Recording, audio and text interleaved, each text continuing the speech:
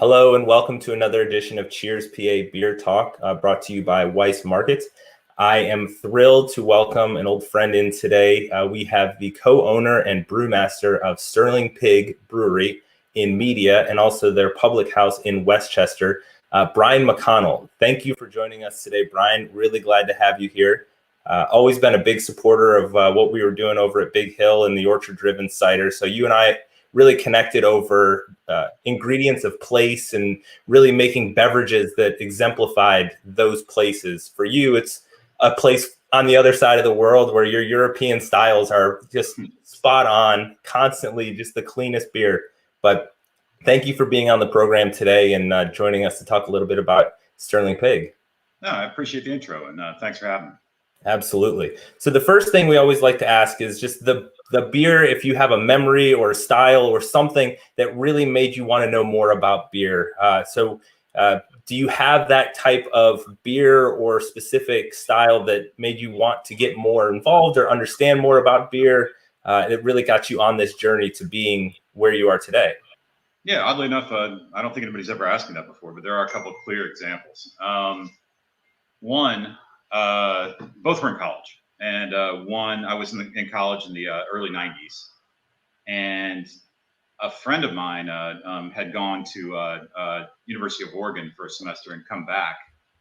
And we were washing clothes in a laundromat. And next door was a grocery store. And he picked up a 6-pack of Sierra Nevada. And I'd never had it before. And I was used to Milwaukee's Best and all the stuff you normally drink in college. And trying one of those was kind of revolutionary. And then there was a bar on campus that had green bottle night, and most of it was Rolling Rock and stuff like that. But they also had Pilsner Urquell, and it was $1 a bottle. And I remember trying that, and that really changed my life. That beer was, I'd never had anything like it. It was just clean, just delicious, flavorful but balanced. So I have a pretty distinct memory of that too. But, it's interesting. Sorry. No, that's it.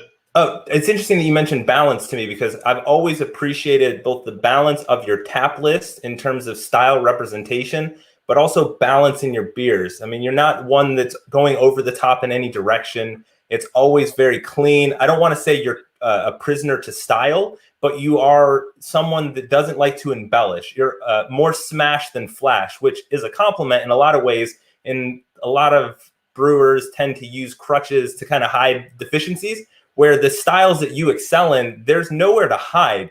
Tell me about where that level of detail and why you are so interested in making, clean, crisp beers like that. I mean, honestly, it's what I like. I mean, it's not more complicated than that. It's just the beers I prefer are exactly what you described, and I've come from a background of my first brewing job was with a company called John Harvard's, and the master brewer there was this phenomenal guy named Tim Morse, who was just super knowledgeable. He was originally an anchor and then spun off and started this company, and he was just a really valuable resource. And imparted that you don't need to reinvent the wheel every time you brew a beer. Just the balance was a big deal back there, and it just stuck with me. And yeah, that's we do make stuff that appeals to the knock your socks off market too, but the beers that I find myself drinking 9 times out of 10 are the Pilsner styles, the ones that do exemplify that kind of balance but flavorful perspective on beer.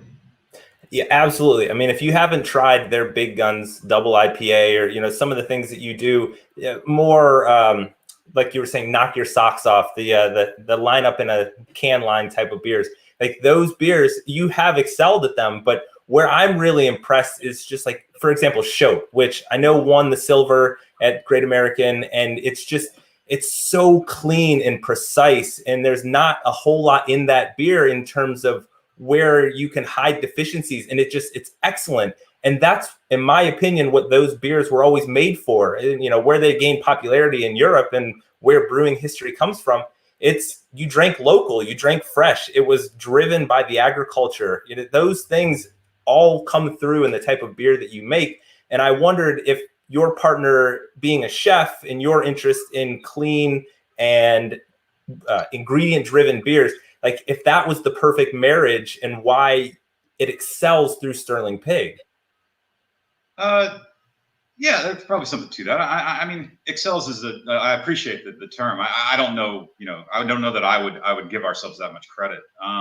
That's what I'm here for, Brian. You can stay humble, and I will just celebrate, because honestly, you're one of the most humble, hardworking individuals. Like, you're driving the forklift, you're brewing, you're running the canning line. You're not a brewer that's a brewer in title only. Like, I don't think there was ever a day that I came in there that you weren't, one, working, and two, close to or already sweating, because you put in a full day's work every day, and it comes through in the beer. I don't think you could just hand that off. You have a very talented assistant brewer there, who I'm sure is very capable in filling in, but like, you are the lifeblood of that brew house, and it shows when the beer comes out of that can. And so I just appreciate what you do in terms of styles, because you can't make those styles half-heartedly. Like, those are the ones that really take time and dedication, someone to stand up for, we're going to keep it in the tank a little longer. We're going to take up tank space for a Baltic Porter, because it's important that we have these. It doesn't have to be a huge tank, but we're going to do these styles. So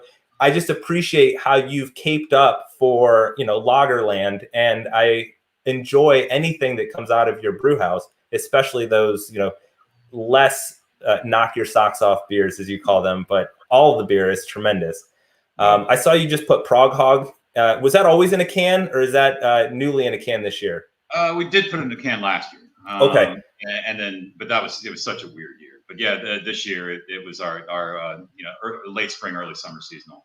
So yeah, that's a Czech Pils. Doing a Czech Pils as a seasonal, and also putting a Baltic Porter in a can right next to it, like, the flexibility of you having your own canning line, how has that empowered you to be able to get some of those, rarer, because I've talked to other brewers and they would never think about putting something like that in, because they're too committed to having to have it at a scale that they would never take a risk on doing something like that. Yeah. That the canning line, I mean, if COVID did nothing else for us, it really made me use the canning line. We got that, and the intent, at least my intent, was only to really do the kind of large scale batches of the flagship brands. But then when COVID hit, it's like, well, we're going to put everything in cans, and we figured out methods to be able to do small batches without a ton of waste, because all the waste on a canning run is front loaded. So if you do our maximum size is 30 barrels. If you do a 30 barrel batch, you're wasting the same amount that you would on a 10 barrel batch. But now we do a bunch of piggybacking, and we can limit that waste and get smaller runs in cans. And stuff like the Baltic Porter and our Baltimore Pike Porter and stuff like that, they don't sell that well, but it doesn't really matter because they hold up. They've got pretty good shelf stability, and so yeah, it just gives people an option. We're still trying to figure out our canning strategies. But yeah, it is nice being able to put small runs in line. Well, something I would say you've definitely figured out early on in your canning strategy is you're utilizing both local artists and just artwork on a can that's not, over the top, or there's some subtlety.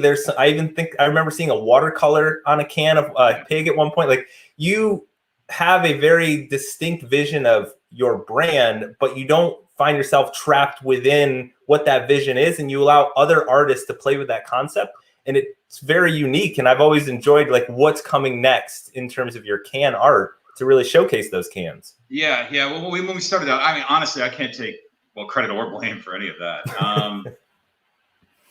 So we started out with a guy named Chris Dietrich did our most of our conceptual stuff to start with, and now in-house we have this really talented woman named Brittany Stanish, who's just been pumping out really cool labels. Mm-hmm. And I don't know where she comes up with the inspiration for it, but she sends me copies of them, and I never have any criticism. It's always like, oh yeah, that's great. And I don't pretend to be a critic, but yeah, she does a really good job. I agree. And the diversity of it. Like, she has clean, simple ones. She has more complicated ones with more structure, and to me, they're all great. The labels have been one good one after the other, which helps with doing a bunch of different styles.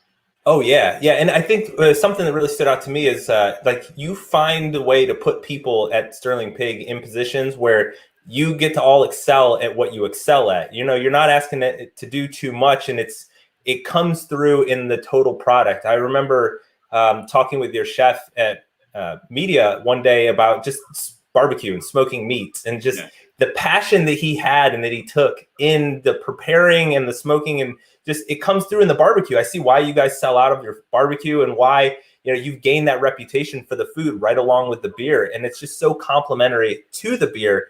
And so I'm just wondering, like, was that a concerted effort, or have you just been lucky to find the right people that have slotted in and it's just been a great team fit? Probably more lucky than anything else. Good answer. Something else I wanted to ask you about was I haven't got to try any yet, but I noticed this year you started doing the Fresh AF series. Yeah. Where did that because there's nothing new about, hey, this is new fresh beer, you should get it while it's fresh. It's better, but like putting the concept around it and then creating a series, it's similar, it seems like, to your Little Piggy unfiltered one hop, but this allows you a little more flexibility with the hopping structure. Is that fair, or is there more to it than that? Maybe, but the only thing more to it than that is we've been, if anything, I think we've been sort of defined as a place with for lack of a better way to put it, a guy we just hired as a delivery guy, who's been in the beer market for a while, or the beer industry for a while, described us as featuring beers that dads like to drink, and I can live with that. But there's also a market out there that wants something new. There's a market that wants something limited. And the monthly series was basically trying to capitalize on that market and do the New England IPAs, do the hazy stuff with flavors, and try to make them with our spin of not ones that you can have more than one of. So yeah, I mean it's a work in progress, but basically what that series was meant to do is just give us another thing, to try to appeal to an audience that maybe we didn't appeal to. I mean, I feel like we've always made esoteric brands, but I don't think we were known for that. So this is like, yeah, we can do that too. So that was the idea, just to try to create that buzz, that the stuff that we hadn't done in the past. Do you think some of that is that the first big publicity I guess you had was winning that silver for a Pilsner, or in terms of making your mark on the beer industry locally, statewide, whatever it is? Was there anything before that really gave your brewery attention, or was that the one that kind of formed people's opinions on who and what Sterling Pig is? I don't know. So just to make sure that was actually a World Beer Cup. I'm sorry, my apologies. It doesn't matter, but we've had some local stuff too that might have been more valuable. The Inquirer had Craig Laban ran a blind tasting of local beers for several years, and we got second in that one year and first in that another year, and I think that might have had a little bit more play, and both of those were for lagers. One was for a hop backed a Pilsner that we did, and then the other was for show. I don't know, whatever acclaim we have, I think it's all mostly been grassroots, to be honest. And I don't know that we're, I don't really have a framework of reference. I mean, we sell a decent amount of beer, but we could sell more. I guess I don't hear too many people, we don't have at least that I know of. I don't know how we're thought of, frankly. Well, that's up to the people out there. That's the nice thing. You don't have to worry about that. I guess I was wondering in terms of the perception of making beer for dads. I'm a dad, I like your beer, so I guess I'm your market there, and I'm here, drooling over your more, niche beers and lagers, and the fact that you even keep a porter on. I mean, that's a year-round porter, right? Does the Pike porter stay on for the majority of the year? I've found that dark beers are while dark, it's an incredibly wide category. They don't sell that well, but referring back to something you said early on, keeping a spectrum of flavors on draft here, that's where the dark beers are important. We have been throwing the porter in cans because I really like it. Yeah, so good. But we rotate. We do rotate. We have a recurring Schwartz beer that we have on. We have a porter, our Baltic porter. We do an Irish stout occasionally. So to keep the draft dark beer, to keep the interest level up, we do rotate that one. So porter is not a year-round thing. just because I don't think our lineup would support 2 dark beers. I can't even say it's my favorite, to be honest, because I think the Schwartz beer probably is. Well, I'm glad you mentioned it, because that Schwartz beer, that I just had it out of the New Trail Expedition pack. We had Mike on previously, and he was telling us that it was getting ready to come out, and he got to do a Schwartz beer with you. I was like, what was it like? I mean, I know that you guys worked together previously, but like coming back together now at your own positions and where you're at now in your careers, but doing such a I love that style. Like dark lagers, to me, they really showcase the one part that's missing of Pilsners, and just a little bit more of that bottom end, just to round out the maltiness, and just, so it's not quick, crisp all the time. One, what was it like getting to brew again in that situation with Mike? And was it even a hard choice to do a Schwartz beer? Because it seemed like you were the obvious choice for a lager in that pack. It was his idea. I mean, that's something that we definitely, in our previous incarnation where we worked together, we basically, that was a beer that we were known for at a brewery called Rock Bottom up in King of Prussia. We had a lot of success with that in terms of, for what it's worth, and in terms of awards, and it's something we did regularly there. So it's kind of one of those, like, it's always been, one of my favorite styles to brew, almost as an educational tool. I think that might be anachronistic at this point, but there was a point in brewing history where everyone thought dark beers were just highly alcoholic, intensely flavorful, really rich. And that was something like, and always ales. And it's like, well, this is a lager. It's pretty light. It's, it's really drinkable, but it's dark. So I mean, that was the appeal for me, was as more of an educational tool. And then that was something I was doing a lot back when Mike and I worked together. So I think for him, it was a fairly obvious choice to put that in the Expedition pack. And I'm all for it because I love the stuff. It's a spectacular style. Your Schwartz beer always is delightful. So I was glad to see it, because, where I'm at, we don't get Sterling Pig in distribution. So anytime I, can find it, it's popping in here and there. It's nice to see your name on a can. It always makes me smile. I'll start sending some back out with Ben. I won't complain about that. So when you were originally, and I'm assuming you and Louis got together at some point in the past, and you're like, hey, we want to open this brewery, this brew pub. Was it always going to be media, or were they looking at other places? We looked at media. Yeah, I mean, I see why. I mean, the shops and the restaurants and everything, it just seems like it all culminates down there at the bottom of the hill with your brew pub, and you've really anchored that, in my opinion, just that block in terms of being something unique, but something very media in a very charming downtown setting. Yeah, it was actually really hard to find a location. And when we ended up coming down here and finding this location, there wasn't a lot around. The housing that's gone up was all subsequent to our opening, and we didn't know it was going to happen. So we got kind of lucky on that front too. Yeah. This entire side of town has been built up and really cleaned up, and didn't have anything to do with it. We got kind of lucky there too. We kind of thought we'd have to be a destination. We're off the beaten path of, in media, and all that means is we're a quarter of a mile down a hill. But yeah, we didn't expect this end of town to be built up the way it has. It's all been, kind of serendipitous. Do you see much traffic? Because, I mean, your proximity to Ridley Park has to be, a nice draw in terms of anyone that's looking to get outdoors, looking for a nice hike. It's a beautiful park. It's got some great rivers and just streams, and it's really just picturesque. Do you find that you draw any, like, you're just kind of, because you're that end of media and you have that proximity, are you finding outdoors individuals coming through there, or is it, really a nice mix? It's a mix for sure. I don't know how much traffic we get from Ridley. You're right. The proximity is there. We're right on the road that leads directly to it. But I never thought about that before. I don't know if I don't know if we get traffic from that or not. It would seem like, the demographic seems similar, of people who like craft beer and like things like Ridley Park, but I don't know.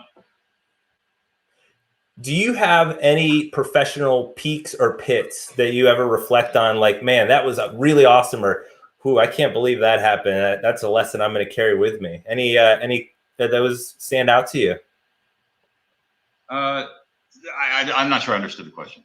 In terms of just like any great accomplishments where you really reflect and just like, wow, that was really unique and really great, and I'm like, I hang my hat on it? Or is it just all about, you don't have any expectations around success? It's more of like you're doing something that you love and you get to do that every single day, and for you that's the great joy, and whatever comes from it is, gravy at that point. The latter for sure. Yeah, yeah. We're not here for the glory. That's great. Yeah, no, it is a really, it's a really gratifying job. I don't know what else I'd be doing if I didn't do this. And frankly, when you talked about, me like working in the brewery, I don't know what I'd do if I didn't do that. So yeah, I really enjoy the hands-on aspect of craft brewing on a fairly small level, and the daily, I mean, we don't have pigeonholes here. There are only two of us working in the brewery itself, and we both run the canning line. We both brew. We both rack. So it's every day is something slightly different, but the same. So it's familiar, but it keeps things kind of fresh too. It's a pretty good gig. Absolutely, yeah. And I didn't mean to slight Chris earlier in terms of saying like, he's as hard as working as you, and there's been days where you haven't been in there, and he's holding it down. Sure. It's nice to see a brewer and a brewery team that works so well together and works together, because it doesn't always happen that way. Yeah, it could be a lot harder if it didn't work that way, but it does. Yeah, things are pretty smooth in general. That's wonderful. So I can say, having seen you at beer festivals and having seen you in the brewery, you are definitely more comfortable in the brewery setting. Like, that is your Zen garden with hoses and steam and everything around you. That is where Brian McConnell is at his peak apex. So I'm happy to see that you found something that you enjoy so much, and I just appreciate the fruits of your labor. Oh, well, thanks. Me too. Do you have I want to switch gears real quick to the brew house. Do you have any music or choices that are either your go-to for a brewing day, or potentially some that you're like, we cannot have that song or artist or style played while I'm brewing beer? Nothing in the band, nothing on the band list. We're in a bit of a lull, frankly. I'm open to suggestions. We're on a strict diet of Southern rock there for a while, kind of old stuff, but our older stuff, drive-by truckers, things like that. I don't know.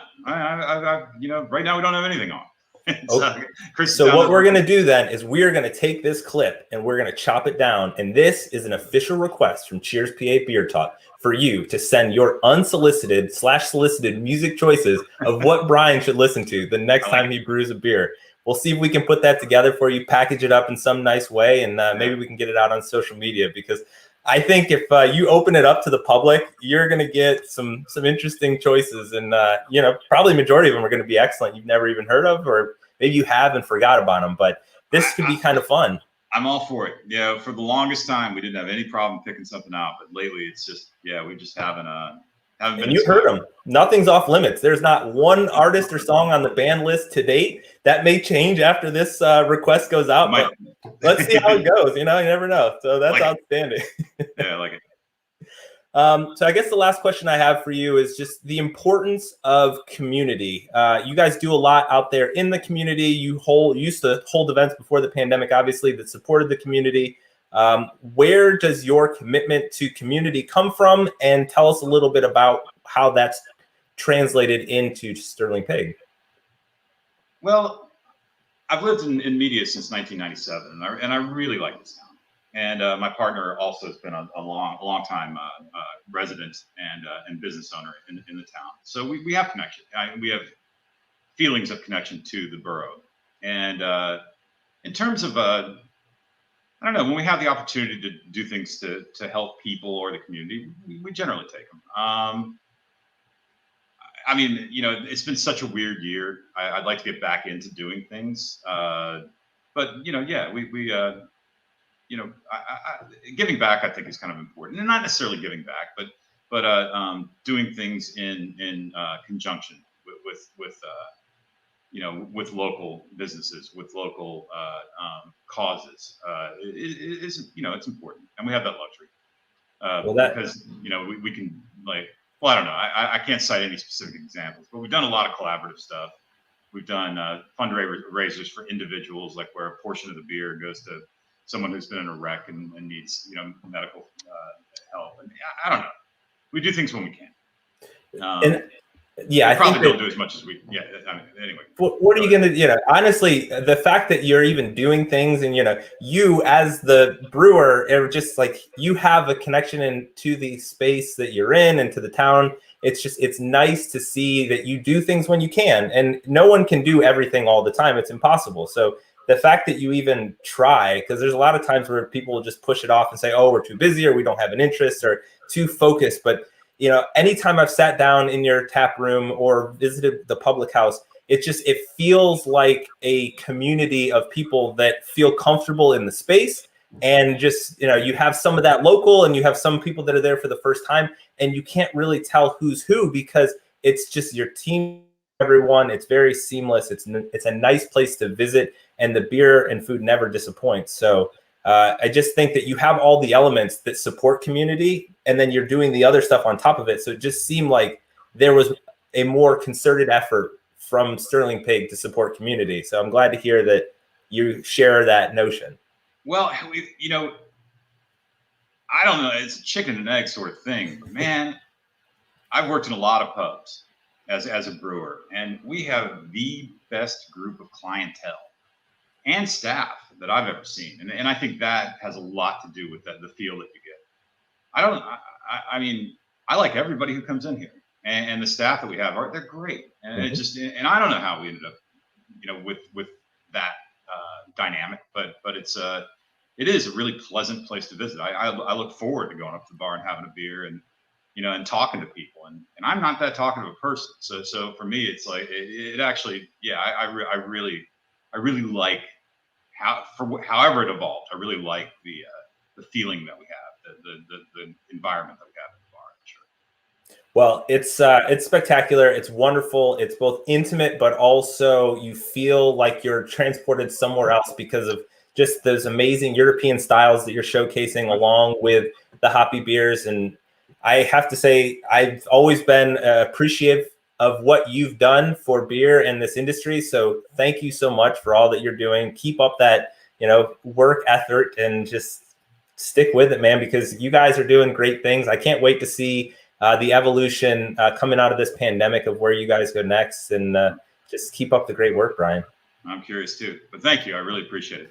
Thank you for joining us. I can't wait to hear, good, bad, or otherwise, what comes from this solicitation of music requests from our viewers. So we'll get that put together, and we can't wait to see how this goes. So Brian McConnell from Sterling Pig, check them out in Westchester at the Public House or at their home brewery in Media, not to be missed. A great destination. You can find them on any of your social media channels. I know they're at Sterling Pig Brewery on Instagram if you want to start sending those music requests already.